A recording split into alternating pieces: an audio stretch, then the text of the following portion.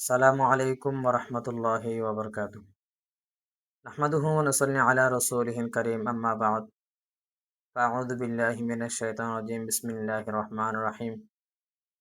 ওয়া লিকুল্লি উম্মাতিন জাআলনা মানসাকান লিয়াযকুরু ইসমাল্লাহি আলা মা রাযাকাহুম মিন বাহিমাতিল আনআম। সাদাকাল্লাহুল আলিয়্যুল আযীম। আমাদের সামনে আগত পবিত্র মাহে কুরবান।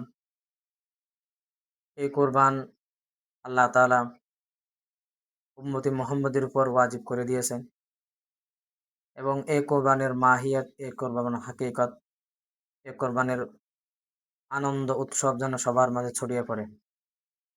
আল্লাহ তাআলা বলেন, ওয়ালিকুল্লি উম্মাতিন জাআলনা মানসাকাল লিয়াযকুরু ইসমাল্লাহ।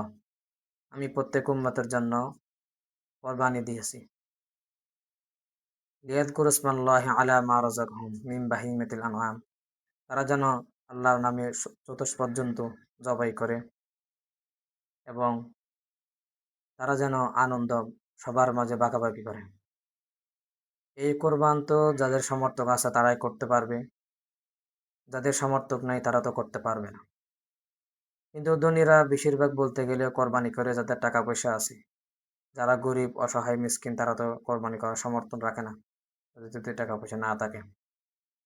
যদিও ধনীরা এই কোরবানি করে তারা আনন্দ পাবে, উচ্ছ্বাস পাবে, ত্যাগ করবে, অনেক আনন্দ করবে। কিন্তু এই আনন্দ শুধু ধনীদের মধ্যে কি সীমাবদ্ধ থাকবে? গরিবদের মধ্যে অবশ্যই এটা হতে হবে। আমরা যদি ধনীরা যদি একটু করে মানবতার দিকে তাকাই, যদি ধনীরা যদি একটু করে মানবতার দিকে হাত বাড়ায়, তাহলে দেখবেন ধনীদের পাশাপাশি আমাদের গরিবরাও এই কোরবানির আনন্দ ভোগ করতে পারবে। কিন্তু দুর্ভাগ্যের বিষয় হলো এমন কতগুলো ধনীরা আছে যারা এগুলো থেকে উদাসীন।